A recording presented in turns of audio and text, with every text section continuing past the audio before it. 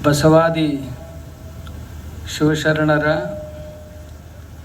ಹಿಂದೂ ಬೃಹತ್ ಸಭೆಯಲ್ಲಿ ನಮ್ಮೆಲ್ಲರನ್ನ ಹರಸಲು ಆಗಮಿಸಿದಂಥ, ಇದೀಗ ನಮಗೆಲ್ಲ ಆಶೀರ್ವಚನವನ್ನು ನೀಡಿ ನಿರ್ಗಮಿಸಿದಂಥ ಜಗದ್ಗುರು ಅನ್ನದಾನೇಶ್ವರ ಪೂಜ್ಯರ ಶ್ರೀಚರಣಗಳಲ್ಲಿ, ವೇದಿಕೆಯ ಮೇಲೆ ನಾಡಿನ ಮೂಲೆ ಮೂಲೆಗಳಿಂದ ಆಗಮಿಸಿದಂಥ ಎಲ್ಲ ಹರಗುರು ಚರಮೂರ್ತಿಗಳು, ಎಲ್ಲ ಪೂಜ್ಯಪಾದರ ಪವಿತ್ರ ಚರಣಗಳಲ್ಲಿ ಶರಣಾರ್ಥಿಗಳನ್ನು ಅರ್ಪಿಸುತ್ತಾ, ಈ ಕಾರ್ಯಕ್ರಮವನ್ನು ಆಯೋಜನೆ ಮಾಡಿದಂಥ ಗದಗಿನ ಎಲ್ಲ ಹಿರಿಯರಲ್ಲಿಯೂ ಹಾಗೂ ಮಾತೆಯರಲ್ಲಿಯೂ ಎಲ್ಲ ಬಂಧು ಜನವರ್ಗದಲ್ಲಿಯೂ ನನ್ನ ಅನಂತ ಶರಣಾರ್ಥಿಗಳು.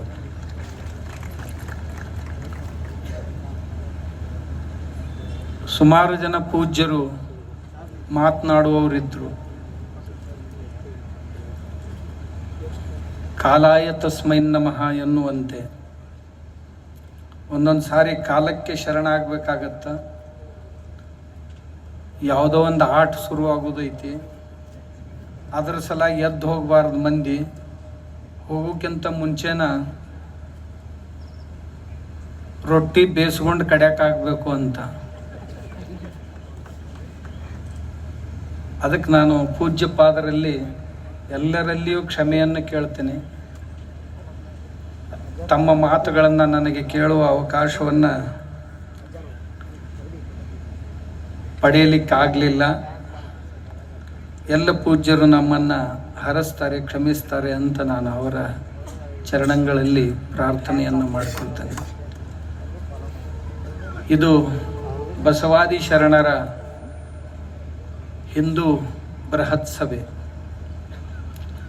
ಹಿಂಗಂದ ಕೂಡಲೇ ಬಹಳ ಮಂದಿ ಅಬ್ಜೆಕ್ಷನ್ ಮಾಡಿದ್ರು. ಇದಕ್ಕೆ ಏನು ಅಬ್ಜೆಕ್ಷನ್ನು ಅಂದ್ರೆ, ಹಿಂದೂ ಬೃಹತ್ ಸಭೆ ಅಂದ್ರೆ ನಮ್ಮದೇನೂ ತೊಂದರೆ ಇರಲಿಲ್ಲ, ಆದ್ರೆ ಬಸವಾದಿ ಶರಣರ ಹಿಂದೂ ಬೃಹತ್ ಸಭೆ ಅಂತ ಯಾಕೆ ಕರಿತೀರಿ ಅಂತ ಕೆಲವು ಜನರಿಗೆ ಹೊಟ್ಟೆಯೊಳಗೆ ಖಾರ ಕಲಿಸಿದಂಗೆ ಆಯ್ತು.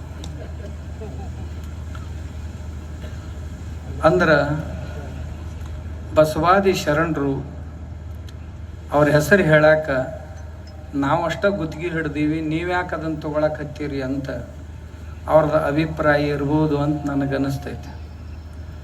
ನಮ್ಮ ದೇಶದಾಗ ಏನು ದುರ್ದೈವ ಏನೋ, ಕೆಲವು ಮಂದಿ ಗುತ್ತಿಗೆ ಹಿಡ್ಯಾಕೆ ಶುರು ಮಾಡ್ಯಾರ, ಪೇಟೆಂಟ್ ಮಾಡ್ಕೊಳಕ್ಕೆ ಶುರು ಮಾಡ್ಯಾರ. ಅದು ಎಷ್ಟರ ಮಟ್ಟಿಗೆ ಯೋಗ್ಯ ನನಗೂ ಗೊತ್ತಿಲ್ಲ, ತಮಗೂ ಗೊತ್ತೈತೋ ಇಲ್ಲೋ. ಮಹಾಪುರುಷರಂತ ಏನದಾರಲ್ಲ, ಅವ್ರಿಗೆ ಯಾವ ಸೀಮೆಗಳು ಇರೋದಿಲ್ಲ. ಮಹಾಪುರುಷರು ನಿಸ್ಸೀಮರವರು. ಅವರನ್ನು ಯಾವ ಚೌಕಟ್ಟಿನಲ್ಲಿಯೂ ಸಹಿತ ನಾವು ನಿಜವಾಗಿಯೂ ನೋಡಿದರೂ ಕೂಡಿಸಬಾರದು. ಆ ಬಸವಾದಿ ಶರಣರು ನಮ್ಮ ಸಂಚಾಲಕರು ಮತ್ತು ಅಧ್ಯಕ್ಷರು ಹೇಳಿದರು, ನಾವು 64 ಸಮಾಜಗಳ ಜನರು ಒತ್ತಟ್ಟಿಗೆ ಸೇರಿ ನಮ್ಮ ದೇಶದಲ್ಲಿ 14 ವಿದ್ಯೆಗಳು 64 ಕಲೆಗಳು ಅಂತದವು. 64 ಕಲೆಗಳಂದ್ರೆ 64 ಬೇರೆ ಬೇರೆ ಕಾಯಕಗಳು. ಆ ಕಾಯಕಗಳಿಗೆ ಬೇಕಾಗುವಂಥ ಜ್ಞಾನ ಅಂತೇನಿದೆಯಲ್ಲ, ಅದಕ್ಕೆ ಕಲೆ ಅಂತ ಕರೆಯೋದು. ಆ 64 ಸಮಾಜದ ಜನರೆಲ್ಲ ನಾವು ಇಲ್ಲಿ ಮುಂದೆ ಕುಂತೀವಿ ಮತ್ತು ಹಿಂದೂನು ಕುಂತೀವಿ. ಅದಕ್ಕೆ ಪೂಜ್ಯರು ಆಗಲಿ ಹೋಗುವಾಗಂದ್ರು ಇದು ಅಪರೂಪದ ಸಭೆ ಅಂತ. ನಮ್ಮ ಅನ್ನದಾನೇಶ್ವರ ಶ್ರೀಗಳಂದರು ಇದು ಅಪರೂಪದ ಸಭೆ ಅಂತ. ಎಲ್ಲಿ ಒಂದೊಂದು ಎರಡೆರಡು ಸಮಾಜದ ಜನರು ನಾವು ಕೂಡಿ ಕಾರ್ಯಕ್ರಮಗಳನ್ನು ಮಾಡ್ತಾ ಇರ್ತೀವಿ.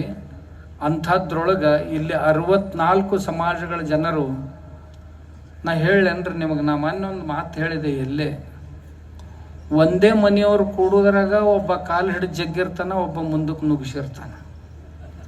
64 ಸಮಾಜದ ಜನ ಸೇರಿ ಕಾರ್ಯಕ್ರಮ ಮಾಡೋದಂದ್ರೆ ಇದೇನು ಸುಮ್ಮನೆ ಕೇಳಕ್ಕಷ್ಟ ಚಂದ ಆಕತಿ, ಮಾಡೋದಷ್ಟು ಸುಲಭಲ್ಲ.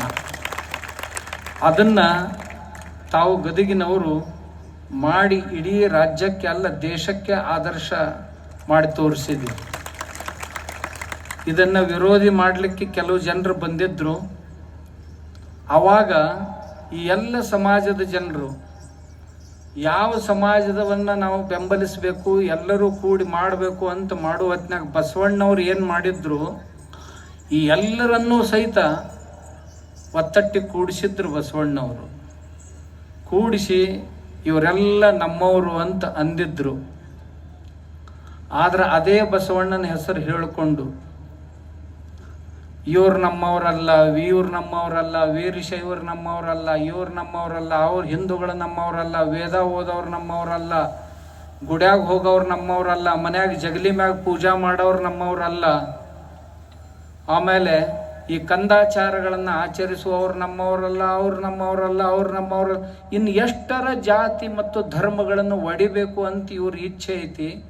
ಈ ಅತೃಪ್ತ ಆತ್ಮಗಳು ಎಷ್ಟು ಒಡೆದ್ರ ತೃಪ್ತ ಆಗ್ತಾವೋ ನನಗೆ ಅದೇ ಗೊತ್ತಾಗೋದು. ಈ ದೇಶ ಕಟ್ಟಕ್ಕೆ ಪ್ರಯತ್ನ ಮಾಡಬೇಕು, ಕೂಡ್ಸಕ್ಕೆ ಪ್ರಯತ್ನ ಮಾಡಬೇಕ ಹೊರತು ಒಡೆಯೋದಕ್ಕೆ ಯಾರೂ ಪ್ರಯತ್ನ ಮಾಡಬಾರ್ದು. ಆದ್ರೆ ಇದನ್ನು ಒಡಿಲಿಕ್ಕೆ ಕೆಲವು ಜನ ಪ್ರಯತ್ನ ಮಾಡಿದರು. ಅವ್ರು ನಿನ್ನೊಂದು ಕಾರ್ಯಕ್ರಮನೂ ಮಾಡಿದ್ರಂತಿಲ್ಲಿ, ಕೂಲಿ ಮಂದಿ ಕರ್ಕೊಂಡು ಬಂದು ಕಾರ್ಯಕ್ರಮ ಮಾಡಿದರು. ಬಸವಣ್ಣವ್ರು ಹೇಳಿದರು, ತಾನುಂಬ ಊಟವ ತನ್ನ ಸತಿ ಕೂಟವ ಮತ್ತು ತನ್ನ ಪೂಜೆಯನ್ನು ತನ್ನ ಭಕ್ತಿಯನ್ನು ಕೂಲಿಯವ್ರನ್ನ ಕರ್ಕೊಂಡು ಬಂದು ಮಾಡಿಸಿದ್ರೆ ಫಲ ಸಿಗುವುದಿಲ್ಲ ಅಂತ ಬಸವಣ್ಣವ್ರು ಹೇಳಿದ್ರು. ನಾ ಹೇಳೋದಿಲ್ಲ. ನೀವು ಮನ್ರೇಗಾದನ್ ಕೂರ್ಮಿ ಕಾರ್ಮಿಕರನ್ನು ಕರ್ಕೊಂಡು ಬಂದು ಇದನ್ನು ಮಾಡೋಕ್ಕೆ ಹೋದ್ರೆ ಆಗೋ ಮಾತೂ ಅಲ್ಲ. ನೀವು ಗದಗಿನವ್ರು ಇನ್ನೊಂದು ಒಳ್ಳೆಯ ಕೆಲಸ ಏನು ಮಾಡಿದ್ರಿ ಅಂದ್ರೆ, ಇತಿಹಾಸದೊಳಗೆ ಇಲ್ಲಿವರೆಗೆ ಯಾರಿಗೂ ಶಕ್ಯ ಆಗಿದ್ದಲ್ಲ ಅಂಥದ್ದೊಂದು ಮಾಡಿರಿ. ಆದ್ರೆ ನಿಮ್ಗೆ ಗೊತ್ತಿಲ್ಲ ಏನು ಅಂದ್ರೆ, ಯಾವ ಕಮ್ಯುನಿಸ್ಟ್ರು ಈ ನಮ್ಮ ಬಸವಣ್ಣನ ತತ್ವದೊಳಗೆ ಸೇರಿ ಈ ದೇಶ ಸಮಾಜ ಒಡ್ಯಾಕೆ ಹೊಂಟಿದ್ರಲ್ಲ, ಅವ್ರು ನೇರವಾಗಿ ತಮ್ಮದೇ ಧ್ವಜವನ್ನು ತಗೊಂಡು ಪ್ರತಿಭಟನೆ ಮಾಡಲಿಕ್ಕೆ ಬಂದದ್ದು ಇತಿಹಾಸದಲ್ಲಿ ಮೊದಲನೇ ಸಾರಿ. ಅದು ಪ್ರತಿ ಸಾರಿ ಬಸವಣ್ಣನ ಜೆಂಡ ಹಿಡ್ಕೊಂಡು ಬರ್ತಿದ್ರು ಅವ್ರು, ಈ ಸಾರಿ ಕಮ್ಯುನಿಸ್ಟ್ರ ಜೆಂಡ ಹಿಡ್ಕೊಂಡು ಬಂದ್ರೆ ಗದಗಿನೊಳಗೆ. ಇದು ಇತಿಹಾಸದಲ್ಲೇ ಮೊದಲನೇ ಸಾರಿಗೆ ಅವ್ರು ಎಕ್ಸ್ಪೋಸ್ ಆದ್ರಿ. ಕೊನೆಗೆ ಈ ಕಮ್ಯುನಿಸ್ಟ್ರ್ ಅಂದ್ರೆ ಯಾರು ನಿಮ್ಗೆ ಗೊತ್ತೈತೆ ಅನ್ನೋದು? ಕಮ್ಯುನಿಸ್ಟ್ರ್ ಅಂತಂದ್ರೆ ಇವ್ರು ಮಾರ್ಕ್ಸನ್ ಮರಿಗಳು, ಕಾರ್ಲ್ ಮಾರ್ಕ್ಸನ್ ಮರಿಗಳು. ಇಲ್ಲಿಯವರೆಗೆ 10 ಕೋಟಿ ಜನರ ಕಗ್ಗೊಲೆಯನ್ನು ಮಾಡಿದಂಥ ಧೀಮಂತ್ರಿ, 10 ಕೋಟಿ ಜನರ ಕಗ್ಗೊಲೆಯನ್ನು ಮಾಡಿದಂಥವ್ರು. ಇವರು ತಮ್ಮದೇ ಆದಂಥ ಬೈಗುಳಗಳ ಒಂದು ಸ್ಪೆಷಲ್ ಡಿಕ್ಷನರಿ ತಯಾರು ಮಾಡಿದಂಥವ್ರು.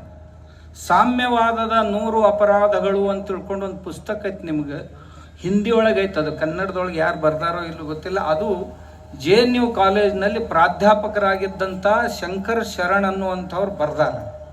ಪ್ರತಿಯೊಬ್ಬ ಭಾರತೀಯರು ಓದ್ಬೇಕು. ಅವರು ಮೊದಲು ಕಮ್ಯುನಿಸ್ಟ್ರ, ಹಿಂದಾಗಡೆ ಒಳಗೆ ಹೊಕ್ಕ ನಂತರ ಈ ದೇಶವನ್ನು ಈ ಸಂಸ್ಕೃತಿಯನ್ನು ಛಿದ್ರ ವಿಚ್ಛಿದ್ರ ಮಾಡುವ ಸಲುವಾಗಿ ಎಷ್ಟು ಕೆಟ್ಟ ಯೋಜನೆಗಳನ್ನು ಈ ಕಮ್ಯುನಿಸ್ಟರು ಹೊಂದ್ಯಾರ ಅನ್ನೋದನ್ನು ಕುರಿತೇ ಅವರೊಂದು ಪುಸ್ತಕ ಬರೆದು, ಯಾವ್ಯಾವ ದೇಶದಲ್ಲಿ ಎಷ್ಟು ಜನರ ಕಗ್ಗೊಲೆಯನ್ನು ಮಾಡಿದರು, ಎಷ್ಟು ಧರ್ಮಗಳನ್ನು ಹಾಳು ಮಾಡಿದರು, ಎಷ್ಟು ಸಂಸ್ಕೃತಿಗಳನ್ನು ಹಾಳು ಮಾಡಿದರು, ಎಷ್ಟು ಶ್ರೀಮಂತರನ್ನು ಹಾಳು ಮಾಡಿದರು, ಅಂದ್ರೆ ಕಾರ್ಖಾನೆಗಳನ್ನು ಹಾಳು ಮಾಡಿದರು, ಶ್ರೀಮಂತರನ್ನು ಹಾಳು ಮಾಡಿದರು, ದೇಶಗಳನ್ನೇ ಭಿಕಾರಿಯನ್ನಾಗಿ ಮಾಡಿದರು ಅನ್ನೋದನ್ನು ಒಂದು ದೊಡ್ಡ ಗ್ರಂಥ ಬರೆದಿದ್ದಾರೆ. ಅವರು ನಮ್ಮ ಬಸವಣ್ಣವರ ಧ್ವಜದ ಕೆಳಗೆ ಬರ್ಲಕತ್ಯಾರ. ಅವರು ಸೇರ್ಯಾರ ಇದ್ರೊಳಗೆ. ಅವರೇ ನಾನು ಯಾರಿಗೆ ಬಸವ ತಾಲಿಬಾನಿಗಳು ಅಂತ ಕರಿತೀನಲ್ಲ, ಅವರು ಇದ್ರೊಳಗೆ ಬಂದು ಸೇರ್ಯಾರ. ಸೇರಿ ವಿಶ್ವವ್ಯಾಪಿ ಆಗಬೇಕಾದಂಥ ನಮ್ಮ ಬಸವಣ್ಣನನ್ನು ಒಂದು ಜಾತಿಗೆ ಕಟ್ಟಿ ಹಾಕ್ಲಿಕ್ಕೆ ಹೊರಟಿದ್ದಾರೆ, ಒಂದು ಪ್ರದೇಶಕ್ಕೆ ಕಟ್ಟಿ ಹಾಕ್ಲಿಕ್ಕೆ ಹೊರಟಿದ್ದಾರೆ. ಬಸವಣ್ಣ ಕಳ್ಳರನ್ನ ಕರ್ಕೊಂಡು ಬಂದು ತಿದ್ದಿದ, ಸುಳ್ಳರನ್ನ ಕರ್ಕೊಂಡು ಬಂದು ತಿದ್ದಿದ, ವೇಶ್ಯರನ್ನ ಕರ್ಕೊಂಡು ಬಂದು ತಿದ್ದಿದ, ಎಂಥವ್ರನ್ನೋ ಕರ್ಕೊಂಡು ಬಂದು ತಿದ್ದಿ ಬುದ್ಧಿ ಎಲ್ಲ ಮಾಡಿ ನಮ್ಮ ಹಿಂದೂ ಧರ್ಮದಲ್ಲಿರುವಂಥ ಲೋಪದೋಷಗಳನ್ನೆಲ್ಲ ತೆಗೆದು ಶುದ್ಧ ಬುದ್ಧವಾದಂಥ ಒಂದು ಹಿಂದೂ ಧರ್ಮವನ್ನು ಈ ದೇಶಕ್ಕೆ ಕೊಟ್ಟಂಥ ಮಹಾಪುರುಷ ಬಸವಣ್ಣ. ಆದರೆ ಆ ಬಸವಣ್ಣನ ಹೆಸರು ಹೇಳ್ಕೊಂಡು ಮತ್ತೊಂದು ಸಾರಿ ಈ ದೇಶದ ಸಂಸ್ಕೃತಿಯನ್ನು ಹಾಳು ಮಾಡ್ಲಿಕ್ಕೆ ಹೊರಟಂಥವ್ರು ಏನದಾರಲ್ಲ, ಅವರಿಂದ ನಾವು ಜಾಗೃತರಾಗಿರಬೇಕು ಅಂತ ಹೇಳುವ ಸಲುವಾಗಿ ಈ ಸಮಾವೇಶವನ್ನು ಹಮ್ಮಿಕೊಳ್ಳಲಾಗಿದೆ.